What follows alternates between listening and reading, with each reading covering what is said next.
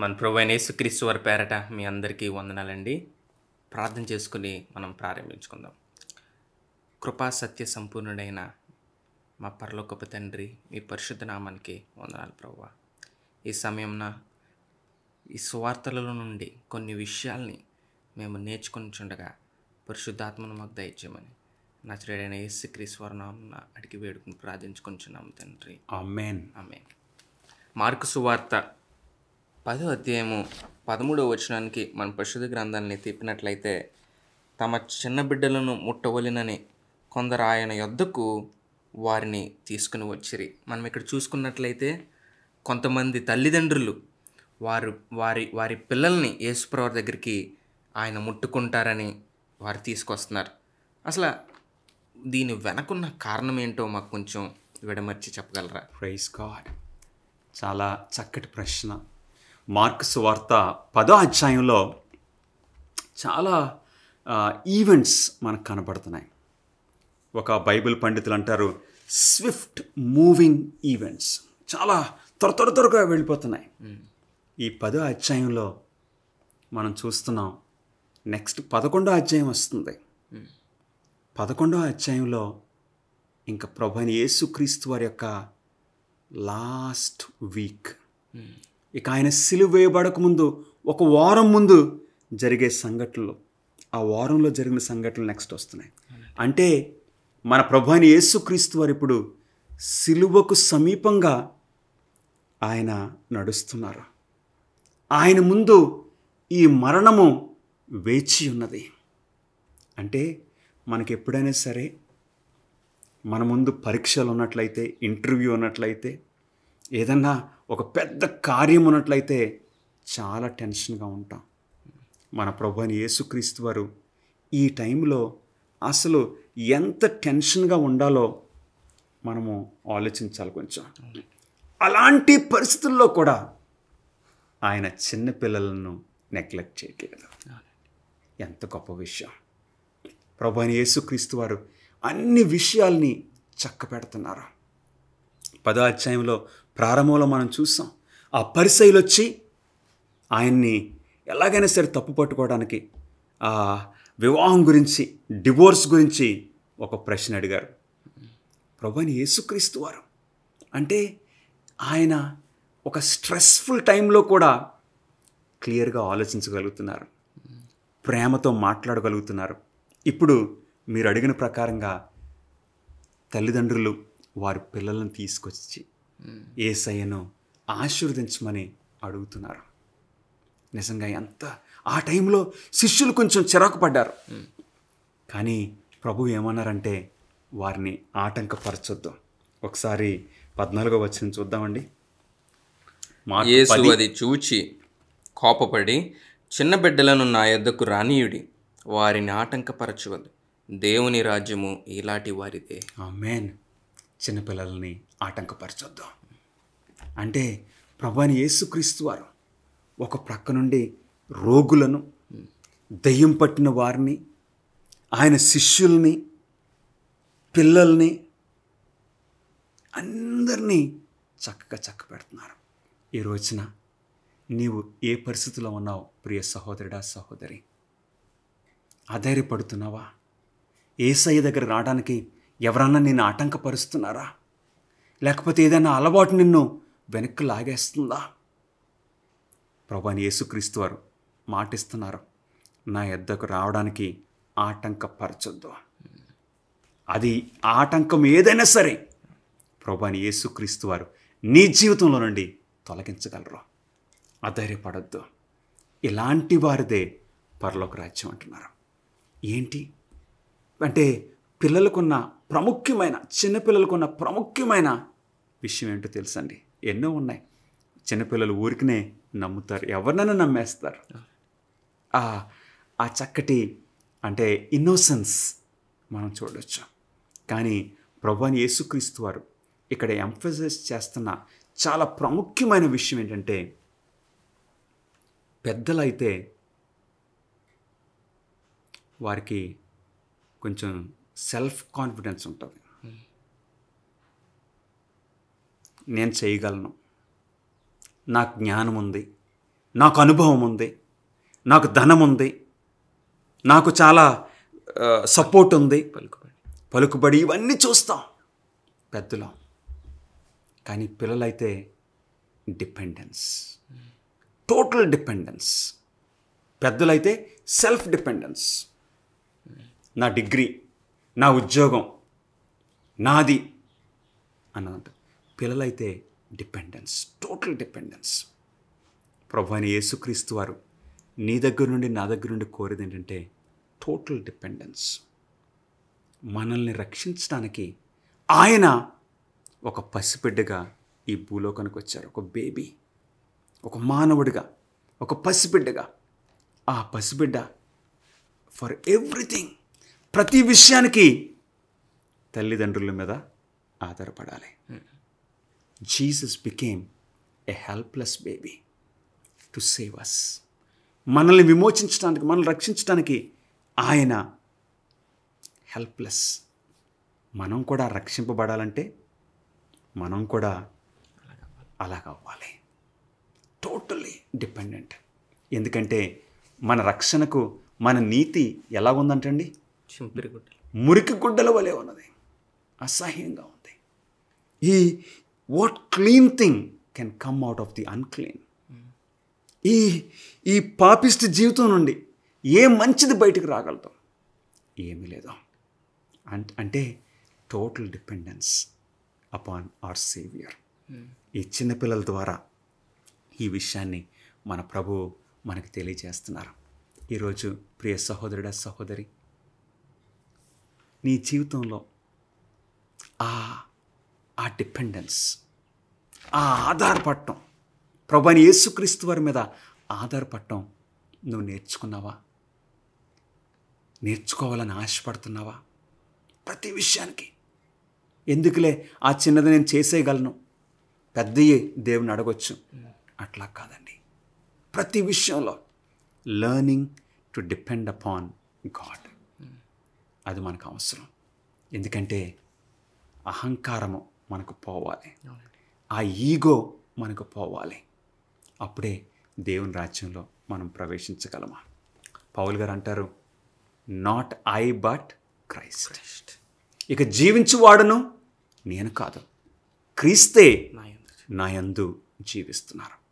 అది ఎప్పుడు జరుగుతుందంటే ఆ టోటల్ డిపెండెన్స్ మనం యేసయ్య మీద పెట్టినప్పుడు.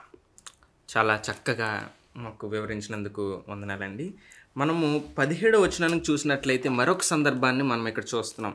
మనం చూసినట్లయితే ఒక ధనవంతుడు పరిగెత్తుకుని యేసుప్రభు దగ్గరికి వచ్చి నిత్య జీవమునకు వారసుడు అవడానికి ఏం చేయాలి అని అడిగినప్పుడు యేసుప్రభు అంటారు, నేను సత్పురుషుడని నువ్వు ఎలా అంటావు అని యేసుప్రభు తిరిగి ఆయనకి ప్రశ్న వేస్తారు. దానికి జవాబు మీరు. ఆమేన్, ఆమేన్. ఇప్పుడు మార్కు సువార్త 10వ అధ్యాయం 17వ వచనం నుండి ఇప్పుడు మార్క్ చాలా స్పీడ్గా జరిగే సంఘటనలు ఒక్కొక్కటి రాసేస్తున్నాడు. 17వ వచనంలో ఆ యొక్క ధనవంతుడు, ఆయన ధనవంతుడు మాత్రమే కాదు, ఆయన ఒక యవనస్తుడు కూడా, యవన ప్రాయంలో రిచ్ యంగ్ రూలర్, అధికారి. సో ఆయనకు ధనం ఉంది, ఆయనకు అధికారం ఉన్నది, ఆయన మంచి ఎనర్జెటిక్గా ఉన్నాడు, మంచి యవన ప్రాయంలో ఉన్నాడు. అందుకే 17వ వచనం ఒకసారి చదువుదామండి. ఆయన బయలుదేరి మార్గమును పోచుండగా ఒకడు పరిగెత్తుకుని వచ్చి ఆయన ఎదుట మోకాళ్ళుని, సద్బోధకుడా, నిత్య జీవమునకు వారసుడు నగునట్టుకు నేనేమి చేయుదునని ఆయనని అడిగాను. అవునండి, ఎట్లాగొచ్చాడంటండి? ఎనర్జెటిక్, పరిగెత్తుకుని వచ్చాడు. ఆయన ఎదుట మోకాళ్ళుని అంటే చాలా రెస్పెక్ట్ కూడా ఉంది. ఆయనకి ధనం ఉంది, వయసు ఉంది, అధికారం ఉంది, మంచి గౌరవం కూడా ఉన్నది. ప్రభువైన యేసుక్రీస్తు వారిని అంటున్నాడు సద్బోధకుడా. నిజంగా మన ప్రభువైన యేసుక్రీస్తు వారిని ఆయన కరెక్ట్గా గుర్తుపట్టాడు. Good teacher. ఎందుకంటే యేసయ్యలో ఏ పొరపాటు కనపట్టలేదు.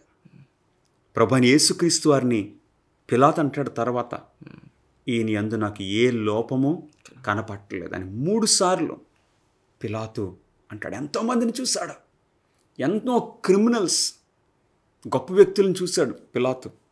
కానీ ఈ వ్యక్తి డిఫరెంట్. ఈయనలో నాకు ఏ లోపం కనపట్లేదు. వారు అబద్ధ సాక్ష్యాలు తీసుకొచ్చారు, అవన్నీ కూడా ఆయన దగ్గర కుదరట్లేదు. కరెక్ట్గానే చెప్పాడు. ఎందుకంటే ఎంతోమంది బోధకులు ఉన్నారు, కానీ బోధకులకు బోధకుడు మన ప్రభువైన యేసుక్రీస్తు వారు. We praise God. ఆయన ఏ పాపం చేయలేదు, ఎవరి ఎడల స్వార్థంగా ప్రవర్తించలేదు, ఎవరి ఎడల గౌరవంగా ప్రభువైన యేసుక్రీస్తు వారు ప్రవర్తించలేదు. అన్ని విషయాల్లో కరెక్ట్గా ఉంటున్న మన ప్రభువైన యేసుక్రీస్తు వారికి ఇది సద్బోధకుడా అంటాం వర్తిస్తుంది. నిజంగానండి, ఎంతోమంది బోధకులు వచ్చిపోయారు, కానీ యేసుక్రీస్తు వారు లాంటి బోధకులు ఈ లోకంలో లేరు. ఇప్పుడు ఆయన ఏం ప్రశ్న అడుగుతున్నాడో మనం చూద్దామండి. సద్బోధకుడా, నిత్య జీవమునకు వారసుడునగుటకు నేను ఏమి చేయదును. ఇంతకు ముందే ప్రభువైన యేసుక్రీస్తు వారు చిన్నపిల్లల్లాగా ఉంటేనే మనం పరలోక రాజ్యం చేరతామని. ఇప్పుడు ఈయన అడుగుతున్నాడు. ప్రభువైన యేసుక్రీస్తు వారు ఆ రిచ్ యంగ్ రూలర్, ఆయన్ని చూసి ప్రభువైన యేసుక్రీస్తు వారు ఇప్పుడు సమాధానం ఎలాగిస్తున్నారో మనం చూద్దామండి. 19వ వచనంలో, నరహత్య చేయవద్దు, వ్యభిచరింపవద్దు, దొంగిలవద్దు, అబద్ధ సాక్ష్యము పలుకవద్దు, మోసపుచ్చవద్దు, నీ తల్లిదండ్రులను సన్మానింపుము అను ఆజ్ఞలు నీకు తెలియను కదా అని అతనితో చెప్పాను. Praise God. ప్రభువైన యేసుక్రీస్తు వారు 10 ఆజ్ఞల్లో సెకండ్ పార్ట్, నరహత్య చేయవద్దు, వ్యభిచరింపవద్దు, ఈ సెకండ్ టేబుల్ అంటే ఈ ఆజ్ఞలను ప్రభువైన యేసుక్రీస్తు వారు ఆయనకు వివరిస్తున్నారు. అంటే ఆయన లోపము ఇక్కడ ఉందన్నమాట, ఇక్కడ ఉంది. ఇప్పుడు నిత్య జీవానికి వారసుడు కావాలంటే ఈ విషయాల్లో. సో అప్పుడు వెంటనే ఆయన స్పందన ఏంటి? ఆయన ఏమని స్పందిస్తున్నాడు? అందుకు అతడు, బోధకుడా, బాల్యము నుండి ఇవన్నీ అనుసరించుచునే ఉంటినని చెప్పాను. నేను చిన్నప్పటి నుండి ఇవి అనుసరిస్తున్నాను, ఇవన్నీ నాకు తెలుసు. యేసు అతన్ని చూచి అతన్ని ప్రేమించి 21వ వచనం, నీకు ఒకటి కొదువుగానున్నది. అవునండి, ప్రభువైన యేసుక్రీస్తు వారు ఆయన్ని ప్రేమించి, ఈ మాట చాలా ప్రాముఖ్యం, నీకు ఒకటి కొదువుగా ఉంది. ఎందుకంటే కొంతమంది అంటారు పెద్దలు, నోరాగిలిస్తే పేగులు లెక్కెట్టేస్తాడు. అంటే ఆయనకి ఎక్కువ టైం పట్టదు పరిస్థితి ఏంటో తెలుసుకోవడానికి. అవును, మన ప్రభువైన యేసుక్రీస్తు వారు ఆయన మన హృదయాలని పరిశీలించే దేవుడు. మనుషులు పైరూపాన్ని చూస్తారు, కానీ దేవుడు అంతరంగపు హృదయాన్ని ఆయన చూస్తారు. మనుషుల గురించి ఎవరూ ఆయనకు చెప్పక్కర్లేదు, ఎందుకంటే ఆయన మన బయట మన పరిస్థితి తెలుసు, అంతరంగంలో ఏముందో, ఏమై ఉన్నామో కూడా ఆయనకు బాగా తెలుసు. కాబట్టి ఒకటి కొదువుగా ఉన్నది. ఏంట కొదువుగా ఉన్నది? నీ వెళ్ళి నీకు కలిగినవన్నీ అమ్మి బీదలకిమ్ము, పరలోకమందు నీకు ధనము కలుగును, నీవు వచ్చి నన్ను వెంబడించమని చెప్పాను. ఆ ధనవంతునికి ప్రభువైన యేసుక్రీస్తు వారు చెప్పారు, నీ ధనాన్ని అమ్మి బీదలకి. ఎందుకు ఈ మాటలు ప్రభు సెలవిచ్చారో తెలుసండి. ఎందుకంటే ఆయనకి ధనమే దైవం, ధనమే సర్వము, దేవుడైపోయాడు. అంటే ఆ వ్యక్తి మొదటి ఆజ్ఞను మీరుచున్నాడు. నేను తప్ప వేరొక దేవుడు నీకు ఉండకూడదు. కానీ ఎవరున్నారు ఆయనకి దేవుడిగా? ధనము. దేవునికిని ఈ చక్కటి మంచి యవనంలో తెలివితో అధికారంతో ఉన్న ఈ వ్యక్తికి మధ్యలో ధనం వచ్చేస్తుంది. ఈ రోజున మనం అనుకోవచ్చు, మనకంత ధనం లేదు కదా, కానీ దేవుని నుండి మనల్ని దూరం చేసేది ఏదున్నా సరే, దేవుని కంటే మనం ఎక్కువగా ప్రేమించేది అది మన విగ్రహం అయిపోతుంది, అది దేవత అయిపోతుంది. ఈ వ్యక్తి ధనాన్ని ఎక్కువగా ప్రేమించాడు, ధనమే సర్వం అనుకుంటున్నాడు. అందుకు ప్రభు అన్నారు, నువ్వు వెళ్ళి నీ ధనాన్ని నమ్మి. అంటే ఇక్కడ ఈ యవనస్తునికి, ఈ అధికారికి మన ప్రభువైన యేసుక్రీస్తు వారు చెప్పుచున్న విషయం ఏంటంటే టోటల్ డిపెండెన్స్. ఎలాగైతే ఒక చంటి బిడ్డ తల్లిదండ్రుల మీద ఆధారపడుతుందో అలాంటి డిపెండెన్స్ మనకు దేవుని మీద ఉండాలని మన ప్రభువు నేర్పిస్తున్నారు. ఈ రోజుల్లో మనం బయటికి వెళ్తుంటే, ఇంట్లో నుండి బయటకు వెళ్తుంటే జేబు చెక్ చేసుకుంటాం. మన ఫోన్ ఉందా లేదా, మన కార్డు ఉందా లేదా. ఈ రోజున కార్డు తీసుకెళ్ళకపోయినా పర్వాలేదు, ఎందుకంటే ఫోన్ ద్వారా మనం అన్నీ చేసేయచ్చు. డబ్బులు ఉన్నాయా లేదా అంటే మన డిపెండెన్స్ వాటి మీద. ఫోన్ కనపడకపోతే నార్మల్గా ఉండలేకపోతున్నారు జనం ఈరోజు. అవును ప్రియులరా, ఇంటర్నెట్ లేకపోతే, సిస్టమ్ డౌన్ అయితే ఇక నార్మల్గా ఉండలేకపోతున్నారు. ఏదో ఆక్సిజన్ కొదువైపోయినట్లు కొట్టుమిట్లాడేస్తున్నారు. What are you depending on? ఈ యవనస్తుడు ధనం మీద డిపెండెన్స్ పెట్టుకున్నాడు. ఈ రోజున నీవు నేను ఒక ప్రాముఖ్యమైన ప్రశ్న వేసుకోవాలి. దేవుని స్థానము ఎవరన్నా తీసుకున్నారా మన జీవితంలో? ఏదన్నా తీసుకున్నదా? ఈరోజే మనం దానిని ప్రక్కన పెట్టాలి. ఈ వ్యక్తి ఏం చేశాడంటండి, దేవుని వాక్యం సెలవిస్తుంది. ఆ వ్యక్తి యొక్క స్పందన 22వ వచనము. అతడు మిగులు ఆస్తి గలవాడు గనుక ఆ మాటకు ముఖము చిన్నబుచ్చుకొని దుఃఖపడుచు వెళ్ళిపోయాను. He went away sorrowful. అసలు యేసయ్యకు ఒక శిష్యుడిగా, ఒక మంచి శిష్యుడిగా అయ్యే అవకాశం ఉన్నది. కానీ ధనము ఆ వ్యక్తిని ఆపేసింది. అవును ప్రియులరా, ఈ పరిశుద్ధ గ్రంథంలో కొంతమంది గొప్ప వ్యక్తులు ఉన్నారు, దేవునితో బలమైన సంబంధం కలిగిన వారు. అట్టి వారిలో బిలాము, he loved the wages of unrighteousness. పాపిస్ట్ జీతాన్ని ఆశించాడు కాబట్టి దేవునితో సంబంధాన్ని తగ్గొట్టుకున్నాడు బిలాము పాత నిబంధనలో. ఇప్పుడు ప్రభువైన యేసుక్రీస్తు వారి శిష్యుల్లో ఒక శిష్యుడు ఉన్నాడు, ధనంని ఎక్కువ ప్రేమిస్తున్నాడు. ఏం పేరండి? యోధా ఇస్కరియోతు. గమనిస్తున్నారా ప్రియులరా? ఈ రోజున ఏ విషయం నీ జీవితంలో ధనము నిన్ను దేవుని నుండి దూరం చేస్తుందా? లేక నీ పదవి, లేక ఆ రాజకీయాలు, లేక ఆ కుటుంబమా, లేకపోతే ఆ చెడు అలవాటు, ఏది మనల్ని దేవుని నుండి దూరంగా చేస్తుంది? ముఖం చిన్నబుచ్చుకొని దుఃఖపడుచు వెళ్ళిపోయాను అంటే రక్షణ నుండి తొలగిపోయాడు. మన పరిస్థితి అలా కావచ్చు. ఇప్పుడు మన ప్రభువైన యేసుక్రీస్తు వారు ఈ పరిస్థితి అయిన తర్వాత ఏం చెప్తున్నారో మనం చూద్దామండి. వారు యెరూషలేముకు ప్రయాణమై వెళ్తున్న టైంలో ప్రభువైన యేసుక్రీస్తు వారు మూడోసారి ఆయన మరణం గురించి చెప్తున్నారు.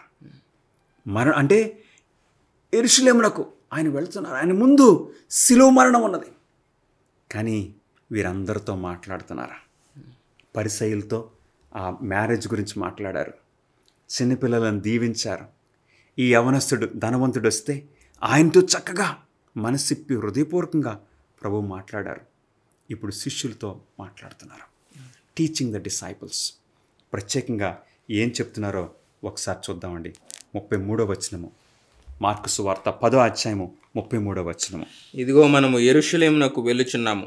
మనుష్య కుమారుడు ప్రధాన యాజకులకును శాస్త్రులకును అప్పగింపబడును. వారు ఆయనకు మరణశిక్ష విధించి ఆయనను అన్యజనులకు అప్పగించెదరు. అబ్బా, అంటే ఆయన శిలువ మరణం గురించి శిష్యులకి ప్రభువైన యేసుక్రీస్తు వారు అందరినీ ఆయన కవర్ చేసుకుంటున్నారు. శిష్యులకు చెప్తున్నారు. శిష్యులేమో వారి మైండ్స్ అన్నీ వేరే దృష్టిలో ఉన్నాయి. ఇప్పుడు మనకి మార్క్ 35వ వచనం, 10వ అధ్యాయం 35వ వచనంలో వారి శిష్యుల యొక్క ఆలోచనలు ఎలాగున్నాయో ఒకసారి చూద్దామండి. ఆయనేమో మరణం గురించి మాట్లాడుతుంటే, శిలువ మరణం గురించి మాట్లాడుతుంటే, అంటే ఇంక కొద్ది రోజుల్లో, ఒక నెల కూడా లేదు, ఒక కొద్ది రోజుల్లో ప్రభువైన యేసుక్రీస్తు వారిని సిలువైపోతున్నారు. అలాంటి పరిస్థితుల్లో శిష్యుల యొక్క ఆలోచనలు ఎక్కడున్నాయో ఒకసారి చూద్దామండి. 35వ వచనం. జెబెదయి కుమారులైన యాకోబును యోహానును ఆయన యొద్దకు వచ్చి, బోధకుడా, మేము అడుగునదెల్లా నీవు మాకు చేయగోరుచున్నామని చెప్పగా, ఆయన, నేను మీకేమి చేయగోరుచున్నారని వారిని అడిగాను. వారు, నీ మహిమయందు నీ కుడివైపున ఒకడును నీ ఎడమ వైపున ఒకడును కూర్చున్నట్లు మాకు దయచేయమని చెప్పిరి. అవునండి, ఏమడుగుతున్నారండి?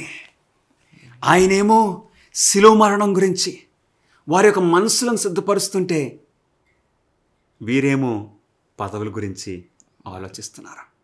యేసయ్య ఇదిగో దావీదు సింహాసనం మీద కూర్చుంటాడు, రోమీయులను ఆయన పారద్రోలుతారు, రోమీయులను ఓడిస్తారు. ఇప్పుడు ఆ సింహాసనం మీద మాకు కూడా ఉన్నతమైన స్థానం కావాలని వారు ఆశపడుతున్నారు. అంటే ప్రభువైన యేసుక్రీస్తు వారి యొక్క హృదయము ఎంత గాయపరచబడిందో మనం ఆలోచిద్దాం. ఒకసారి మత్తయి సువార్త 19వ అధ్యాయము 28వ వచనంలో వీరు ఎందుకు ఈ ప్రశ్న అడుగుతున్నారో, ఇలాంటి ఆలోచన ఈ టైంలో ఎందుకు అడుగుతున్నారో మనం చూడొచ్చండి. మత్తయి సువార్త 19వ అధ్యాయము 28వ వచనంలో ఈ విషయం మనకు కనపడుతుంది. యేసు వారి తిట్లెనను, ప్రపంచ పునర్జననమందు మనుష్య కుమారుడు తన మహిమగల సింహాసనం మీద ఆసీనుడై ఉండునప్పుడు నన్ను వెంబడించిన మీరును 12 సింహాసనం లేదా ఆసీనులై ఇశ్రాయేలు 12 గోత్రముల వారికి తీర్పు తీర్చుదురు. నాతో పాటు మీరు సింహాసనాల మీద 12 సింహాసనాల మీద కూర్చుంటారు అని ప్రభు అంటున్నారు. ఎప్పుడు? ఈ భూలోకంలో కాదు, ఇప్పుడు కాదు, కానీ వారి దృష్టి అంతా ఇప్పుడే అనుకుంటున్నారు. అందుకు మాకు బెస్ట్ స్పాట్స్ వీరు రిజర్వ్ చేసుకుంటున్నారు. ప్రియ సహోదరి సహోదరులారా, మీరేమో అంటే ఒక ప్రాముఖ్యమైన విషయానికి మీరు మానసికంగా శారీరకంగా సిద్ధపడుతుంటే, మిమ్మల్ని ఎరిగిన వారు, మీతో కూడా ఉన్నవారు ఇలాంటి ప్రశ్నలు అడిగితే, అంటే asking the wrong things at the wrong time. మనం కూడా మన జీవితాల్లో కొన్నిసార్లు we ask God for wrong things. అవును, we ask God for wrong things. మనకి దీవెనకరమైనవి మనం అడగట్లేదు. ప్రార్థించవచ్చు కదా అని ఇష్టం వచ్చింది మనం అడుగుతున్నామేమో. మనం కూడా పదవుల కోసం అడుగుతున్నామేమో. ప్రభువైన యేసుక్రీస్తు వారు ఏమన్నారో తెలుసండి. మార్కు సువార్త 10వ అధ్యాయంలో 38వ వచనంలో, యేసు, మీరేమి అడుగుచున్నారో మీకు తెలియదు. వారికి తెలీదు. They are asking the wrong thing. ఇప్పుడు ప్రభు అంటున్నారు, చూద్దామండి. నేను త్రాగుచున్న గిన్నెలోనిది త్రాగుటే అయినను, నేను పొందుచున్న బాప్తిస్మము పొందుటే అయినను మీ చేత అగునా అని వారిని అడగగా, వారు మా చేత అగుననిరి. ఈ గిన్నెలోనిదంటే కప్ ఆఫ్ సఫరింగ్. ప్రభువైన యేసుక్రీస్తు వారు ఇప్పుడు ఆయన గిన్నెలో నుండి త్రాగవలసి వస్తుంది. అంటే ఆ శిలువ మరణం గురించి. మీరు అలాంటి త్రాగడానికి మీకు ఇష్టమేనా అంటే వారు ఏమన్నారు తెలుసండి? త్రాగుదాం, మేము కూడా త్రాగుతాం అన్నారు. వారు తెలియకుండా వారు అనేస్తున్నారు. వారు తెలియకుండా వారు దేనికోసం ఒప్పుకుంటున్నారో వారికి తెలీదు. కానీ ప్రభువైన యేసుక్రీస్తు వారు వారి యొక్క హృదయాలను అర్థం చేసుకున్నారు. తర్వాత మిగిలిన శిష్యులైతే ఏం చేశారండి? వారు 41, 42 చూద్దామండి. తక్కిన 10 మంది శిష్యులు ఆ మాట విని యాకోబు యోహానుల మీద కోపపడసాగారు. గమనిస్తున్నారా? మిగిలిన శిష్యులు అపార్థం చేసుకున్నారు. వీళ్ళు చాలా అధికార దాహంతో ఉన్నారు, ఇలా పొజిషన్స్ కోసం వీళ్ళు అడుగుతున్నారు అని వేరే శిష్యులు వారి మీద కోపడ్డారు. కానీ ప్రభువైన యేసుక్రీస్తు వారు కోపడలేదు. అవును ప్రియులరా, వారి యొక్క హృదయంలో ఈ మాటలు అడగటం, ఈ కోరిక వారు యేసయ్యను అడగటం వలన వారి యొక్క రియల్ ఇంట్రెస్ట్ ఏంటి తెలుసండి? ఏదో పదవి కోసం కాదు. వారికి నిజంగా వారి హృదయంలో యేసయ్య ఆ కోరిక, ఆ మాటలకు క్రిందకి చూశారు. అవును, నీ హృదయ ఆలోచనలను ఆయన గ్రహించగలరు. యేసయ్య చూసింది ఏంటో తెలుసండి, వారిద్దరికీ కావాల్సింది అధికారం కాదు, యేసయ్యకు సమీపంగా ఉండాలి. మనం యేసయ్యకు సమీపంగా ఉండాలి అన్న ఆశతో వారు ఆ మాటలు అన్నారు. అందుకు ప్రభువైన యేసుక్రీస్తు వారు వారిని అర్థం చేసుకున్నారు. మిగిలిన వాళ్ళందరూ కోప్పడ్డారు, జడ్జిమెంటల్గా మాట్లాడారు, కానీ యేసయ్య వారిని అపార్థం చేసుకోలేదు. అందుకే ఏం జరిగింది? ఆ ఇద్దరు అన్నదమ్ములు యాకోబు, యోహాను, ప్రభువైన యేసుక్రీస్తు వారికి ఉన్న 12 మంది శిష్యుల్లో మొట్టమొదటి శిష్యుడిగా హతసాక్షి అయ్యింది ఎవరో తెలుసండి? యాకోబు. హేరోదు రాజు యాకోబును శిరచ్ఛేదనం చేయించేశాడు. మొట్టమొదటి శిష్యుడు హతసాక్షిగా క్రీస్తు కొరకు మరణించడానికి యాకోబు. అటు తర్వాత యోహాను క్రీస్తు కొరకు నిలబడ్డాడు. శిష్యులందరిలో లాస్ట్ వరకు బ్రతుకున్నాడా? శిష్యులందరిలో యేసుక్రీస్తు వారి యొక్క శిష్యులందరూ కూడా హతసాక్షులుగా చంపబడ్డారు, హింసలో చంపబడ్డారు. కానీ యోహాను చివరి వరకు జీవించాడు. వృద్ధాప్యం వరకు జీవించి గొప్ప సేవ దేవుని కొరకు చేశాడు. ఆ యోహానే ప్రకటన గ్రంథాన్ని రాశాడు. గమనిస్తున్నారా ప్రియ స్నేహితులారా? కొన్నిసార్లు మనము అడిగేది మనం గ్రహించకపోవచ్చు, బట్ ఇచ్చేది ఆయన కరెక్ట్గా ఇస్తున్నారు. We praise God.